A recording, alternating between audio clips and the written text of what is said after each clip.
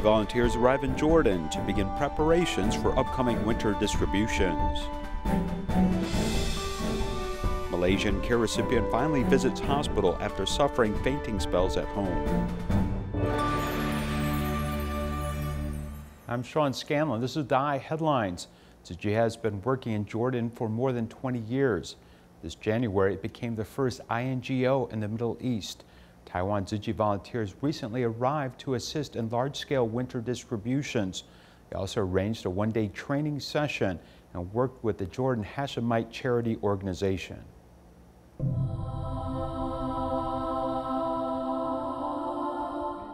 During the war, Retek Omar had a broken left leg since birth. After 6 failed surgeries, Jordan Tzu Chi decided to help her. Her life has changed as she is now 7 years old. It was her day for a return visit to the hospital. Tzu Chi volunteer Hannah accompanied her like she was her grandmother. كشف لفوق والله بعدتنا كمان ورجيني اجرى الثاني في عندي difference باللينث ما حدا اطول من الثاني اتني ماما take out and then he wants to do another operation to make it level, to make it as a level. I'm worried about her. While Hannah was dealing with her emotions, a stranger came to ask for financial support to pay their medical expenses. A young girl was lying on a bed who wasn't treated properly by her previous doctor. Her legs were not normal when she was 8 months old. At that time, the doctor wanted her to wear her orthopedic aid. However, the situation didn't get better but worse and caused a shift in her bones. The baby girl was nearly 1 year old. Seeing her sad face, volunteers felt sorry but chose to leave her. We can't pay the money, it's them. It's not from our doctors because we don't know about this case. Everybody pays little. Due to the unstable turmoil from neighboring countries, Jordan accommodates refugees from Syria, Pakistan, and some other countries. Therefore, people on the street might be someone in need of emergency support. How to be both empathetic and make decisions wisely. Maybe we could find a solution here. Jordan's capital of Amman consists of 7 mountains. The palace is located in one of the mountains, and the Tzu Chi Charity Foundation Jordan branch is directly across from it. Following the reporter up the stairs, the office of Tzu Chi Jordan branch shares the same floor with Jordan Hashemite charity organization. Together, they help refugees who come from different countries. On this day, they have a joint meeting. The Tzu Chi spirit and goals for international humanitarian aid was interpreted into Arabic and with English subtitles by Jordanian volunteers in a meeting. The master always told us to inherit her spirit, but how? In fact, many volunteers have language barriers between Jordan and Taiwan. We are geographically far from each other, so we wish we could leave them some touching memory through this exchange meeting and let them understand clearly about the missions we are working on. All our best wishes. Although they work for different organizations, having different skin color and religion, they share the same spirit deep down under their skin. I hope that both we make a smile and to make the patients and to make the poor people are happy. You like to help people very much. I didn't see something like that before. So thank you very much. You gave us incredible feeling.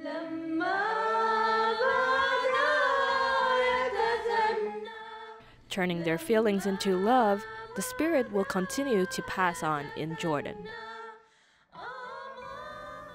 The autumn in Fujian province is not as cold as years past, but Quanzhou Tzu Chi volunteers are still planning to help the seniors in the region during the winter months.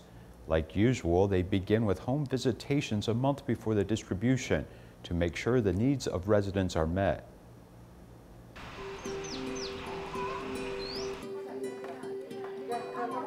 As the autumn weather slowly changes into winter, Tzu Chi volunteers from Quanzhou, Qingyang, and Hui'an commence their winter home visits to check on care recipients. Xiqian village is located in Quanzhou's most northern mountain region. There are about 700 people registered in the village, But actually, there are less than 100 elderly living in the village. The people who live here in the mountains don't make any money. Everyone went to the city to look for jobs. There are only a few old people left.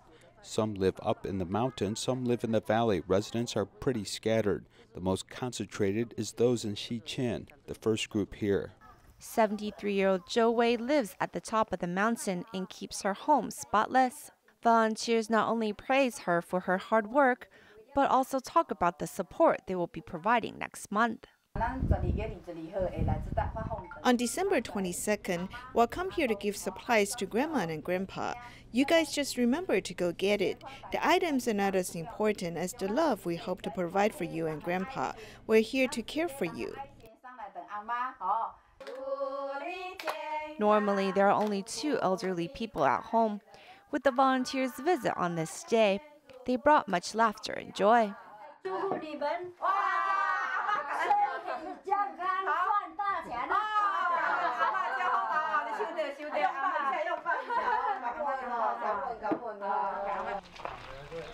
Meanwhile, another group of volunteers are visiting Dongtian Town's Tangjing village.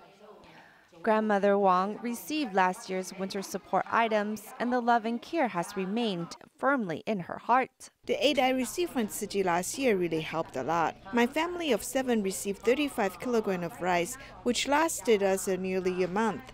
And the children didn't have to go hungry. There was also soap, which we used to wash the clothes. I still have some left. Supplies are limited, but the encouragement given to the residents are infinite. You really have given them such encouragement. I'm so thankful, and the government is thankful for your presence as well.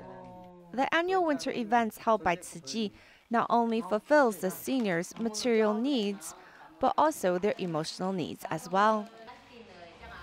In our next report, we will meet a Malaysian care recipient who had a tumor on her head. She fainted at her home several times before her mother took her to the hospital and discovered the seriousness of her illness. She underwent a surgery 3 years ago. Now, a team of volunteers invite therapists to help her, and she has made much progress. Here is our report. She's a quiet person who does not talk much. After graduating from high school, she spent 1 to 2 years selling dictionaries. She wanted to learn to be a beautician. After getting her certificate, she fell ill.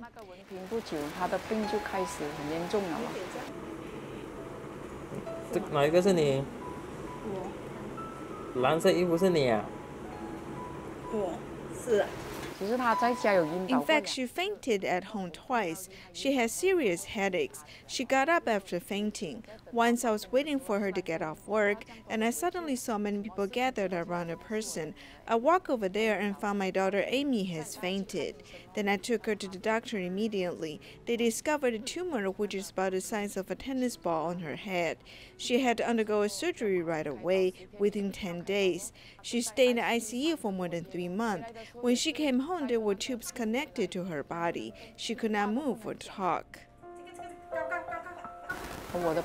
My friend who lives nearby told me he has a friend who volunteers with Tzu Chi. To my understanding, Amy underwent a surgery 3 years ago. Currently, the most important thing is for her to gradually improve her movements without her mother's strenuous support. In the beginning, physical therapist is very important. Therefore, we will invite physical therapists and language therapists to come see her.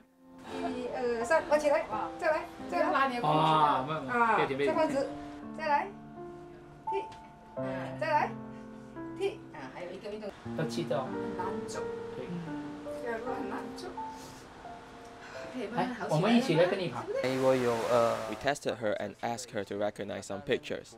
We asked her to point out the pictures we were referring to. However, she was confused about the complicated ones because she cannot comprehend it.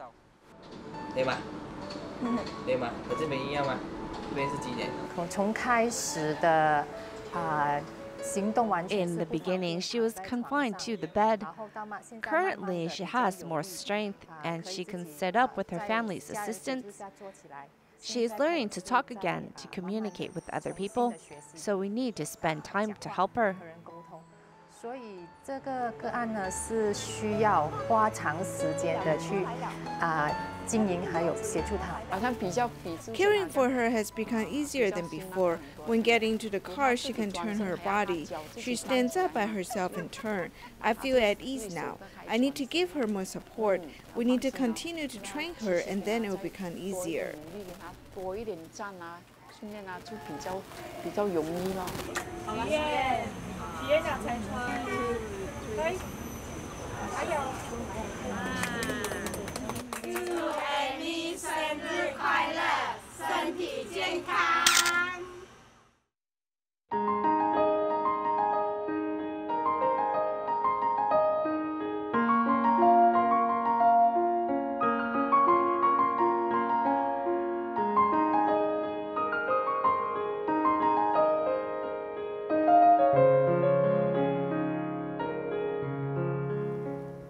In Shandong, China, Tzu Chi care recipient Mr. Wang has a hoarding habit.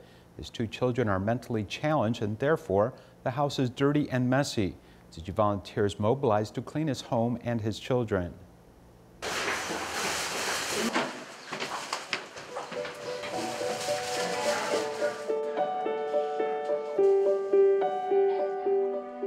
It takes courage to walk into this house. There's dirt all over the place, including the sticky floor. Elderly Mr. Wang lives with his 2 children who are mentally challenged. His 43-year-old daughter lies on the bed that has been soiled by urine and feces. There is urine and feces all over the bed. We clean her body with warm water. In addition, our Tzu Chi sisters has bought underwear for her because we couldn't find a pair of underwear in the house for her. Mr. Wang's son has disposition towards acts of violence, and therefore the volunteers calm his anxious mind. We quickly cut his hair and he looks good. He also smiled. After cutting his hair, we saw that he has long fingernails. After we trimmed the fingernails, he kept looking at his hands. I think that he has felt the comfort of cleaning one's body.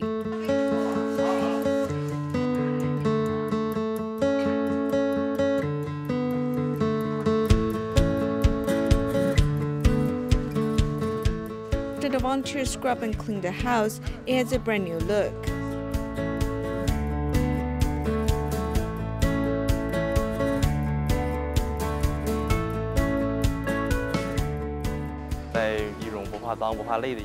Unafraid of the dirt and hard work, everyone worked with one mind and one heart. The house has a brand new look. We brought some soybean drink and fruit. Most importantly, we brought some spiritual food for you. I heard that you enjoy reading. Is that true? This is our Tzu Chi monthly magazine. In it are stories of Tzu Chi's work in China. Every month, Tzu Chi volunteers go and care for people in need.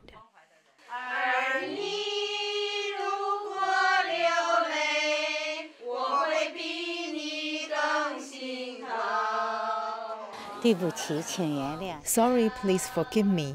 Thank you, I love you. As mentally challenged patients, he will feel our love. During the process, I kept saying these words to encourage him and care for him. We will work together to help Mr. Wang. Tzu Chi care recipient Li Shaoxun is a single father in Fuzhou, China. He cares for his 2 physically and mentally challenged sons and can't work a normal job. Tzu Chi volunteers visit him often and clean his house and give him hope to continue.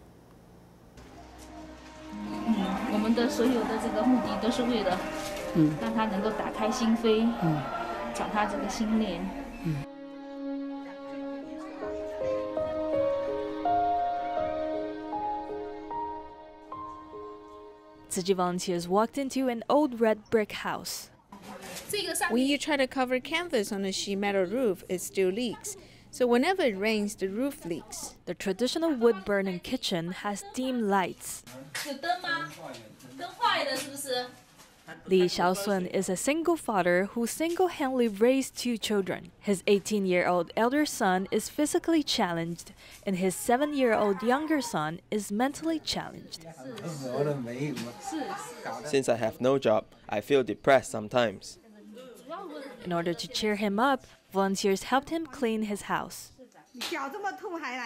A volunteer endures her leg pain, saying that she could do things faster by using hand than her legs. We couldn't turn our back when seeing our care recipients are struggling in their life, so we try our best to make some contributions, and by doing this, we feel very happy as well. No thanks as long as we finish cleaning. I'll feel rewarded, so I don't need breaks. Even the bathroom smells very bad. Volunteers still want to clean up the mess for him.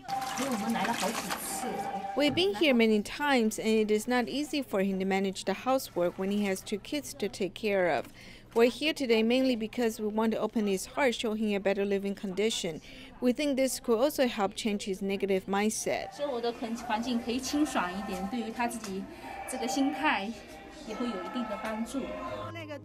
Meanwhile, some volunteers are leveling the abandoned farmland. They also let the care recipients to plant some vegetable seedlings. They look forward to a good harvest.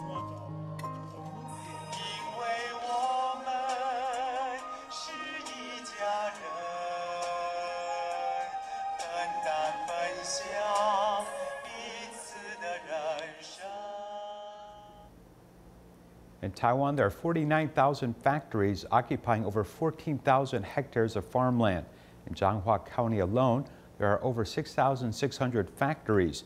To better manage these illegal farmland factories, 9 years ago, the Taiwan government revised certification requirements to help owners legalize their factories if they meet certain criteria.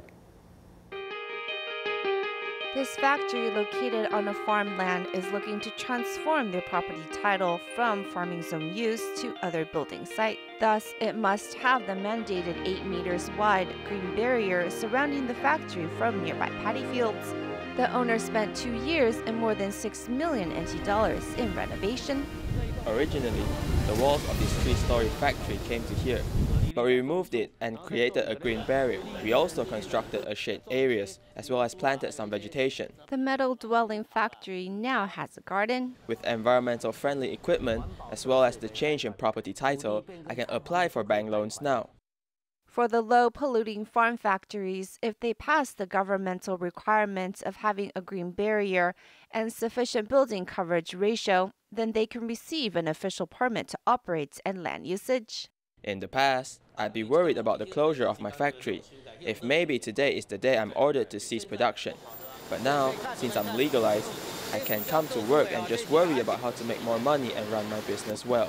As Mr. Chen now has a law-abiding factory, he's able to expand his business and purchase advanced equipment without worry.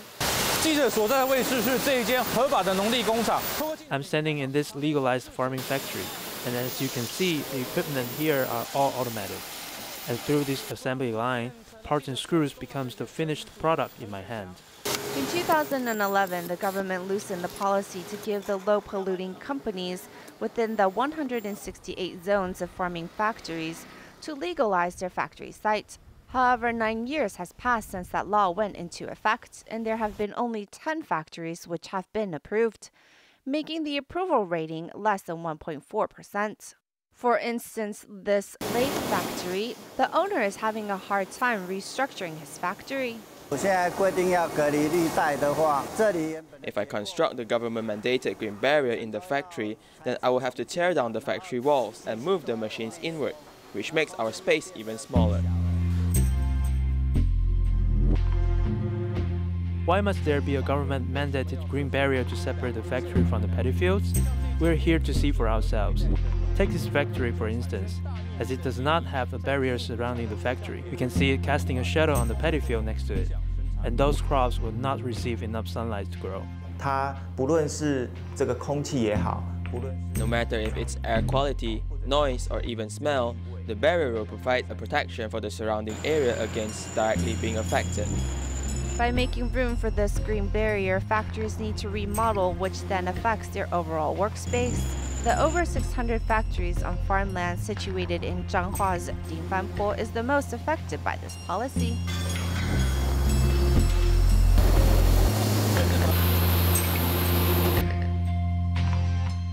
We hope the government can come with a financially and environmentally win-win plan for us, as all the orders have been gone to other countries.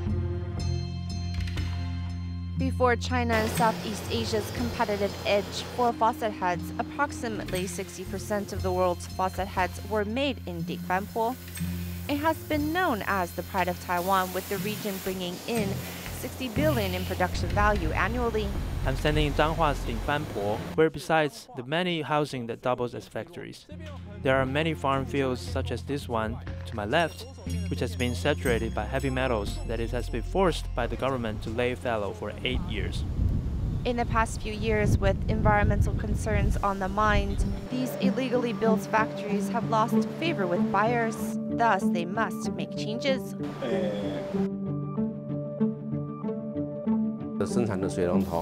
These faucet heads are not very traditional anymore. It's no longer just an item to facilitate water coming out, but it's now a customized art piece.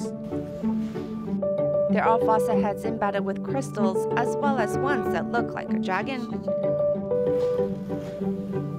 To help the plumbing industry, the government began a campaign in 2016 to gather the factories in one place, as an easy way for the companies to leave their current illegal work sites.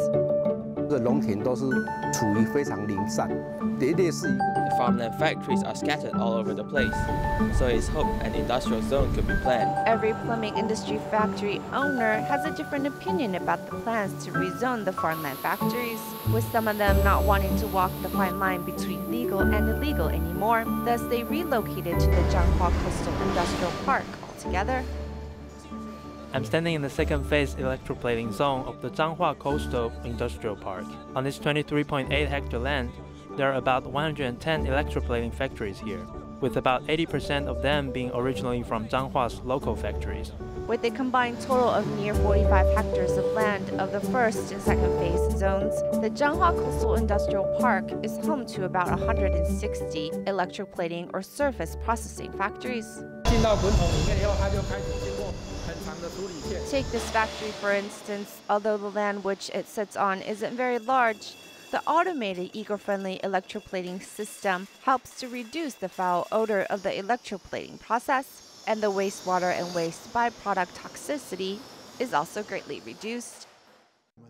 The system we are using does not use cyanide or hexavalent chromium compound, as these are very toxic to the environment. Along the same lines, our system becomes much safer for the employees to operate. Though it raised the production cost by threefold, the eco-friendly electroplating products are very well received on the international market. For the Western market like Europe and the US, they want the materials to be also environmentally friendly. Being inside the industrial park has another added benefit, which is that they will be able to attract more business, which makes those factories on farmlands harder to survive. For those high-polluting factories in farmlands relocating to industrial parks, to those mid to low-polluting industries adhering to governmental policies or transforming their businesses, factories must consider environmental factors in order to stop the ugly cycle of polluting Taiwan's fertile land. The Houston, Texas Dye Kindergarten celebrated its 5th birthday, with students inviting parents to attend, and the celebration with teachers and volunteers. We will leave you with this. Goodbye.